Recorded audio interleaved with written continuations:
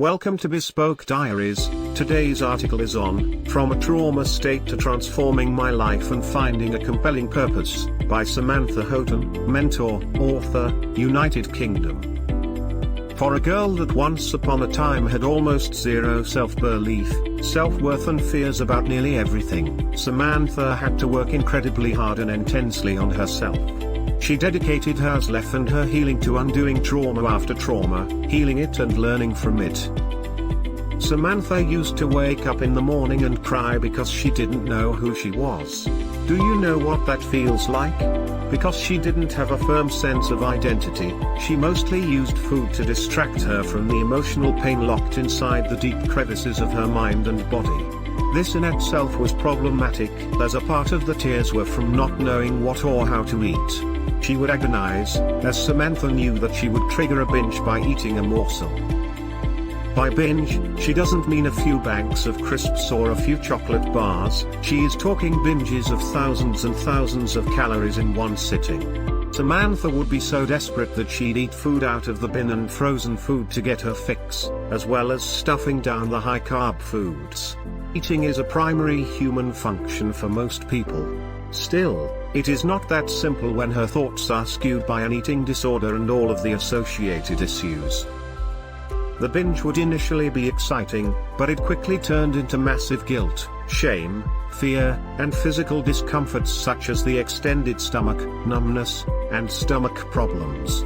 Then sheer panic would set in before another level of excitement, as she knew what was coming next: self-induced vomiting. The initial release of stress felt incredible and cleansing. However, the terrible feelings and effects would follow: bleeding throat, digestive problems, IBS, deep depression and shame, and a massive fear of gaining weight.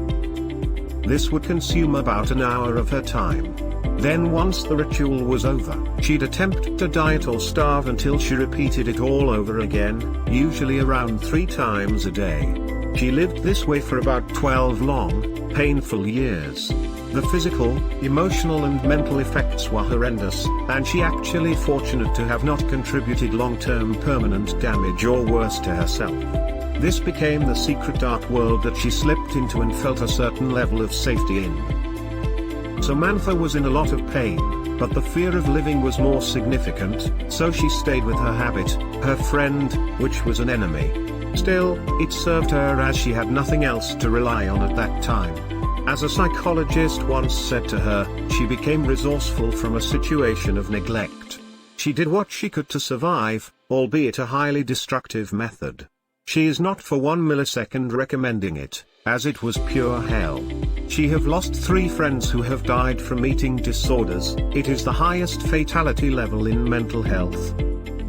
It added to her confusion about who she was and created many additional mental health problems, which landed her in psychiatric hospitals several times.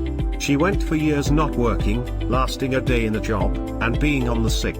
She hated herself and her life but was petrified of change. Her son was born, and he changed her entire world in the love she had for him, and to be a fantastic role model for him as he grew up, and he has done ever since, bless his heart. She had a reason to change, as she did not deem herself worthy at that moment in time. And change she did. Slowly, uncovering all of the trauma underneath the symptoms and behaviors. Looking at them, healing them and getting a clearer idea about who she was and what she had to offer the world. And recovery took many more years by gradually moving away from the disruptive and dangerous habits. Eventually, she realized that my purpose was to help other people not feel alone. Because if she hadn't had her son, she was not sure where she would have been, in all honesty, because her self-worth was so minimal. Gradually, Samantha figured a lot more out about herself, her purpose, and how she wanted to share this with the world.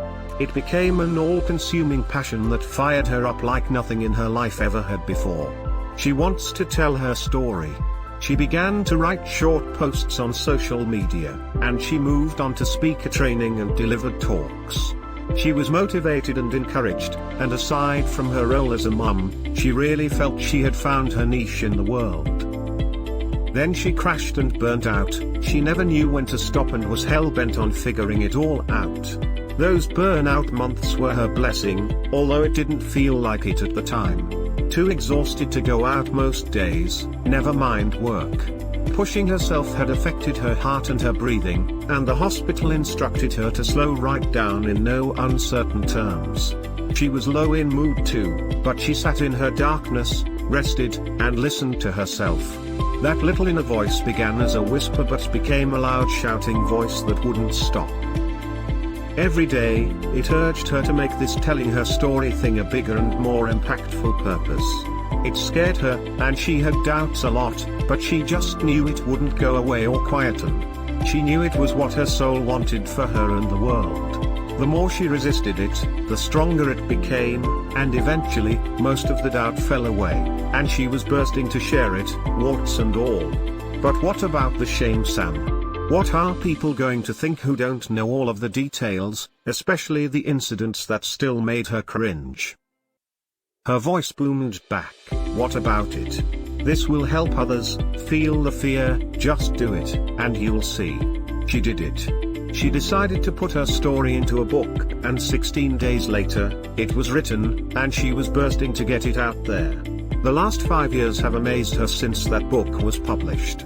So much has transitioned, but her 3 main messages for sharing this are: 1. Do yourself a huge favor and learn to believe in yourself, as life is very painful without this.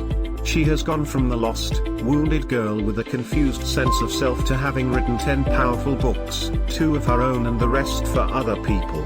Believe her, it's taken a whole lot of work on herself to get to this place from where she was, and she believes anyone can transform. 2. You are never alone. If you struggle, Samantha knows it can feel impossible to reach out to someone else. That's why she used to read. No one would judge her, yet she would be comforted by another person's story. They shared a piece of themselves with her.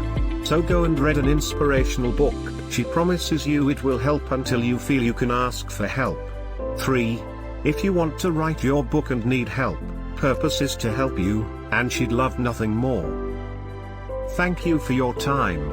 Don't forget to like, subscribe and share. Do leave your thoughts in the comments section below. For similar type of article, please reach us at contact@thebespokediaries.com, or you can visit our website www.thebespokediaries.com.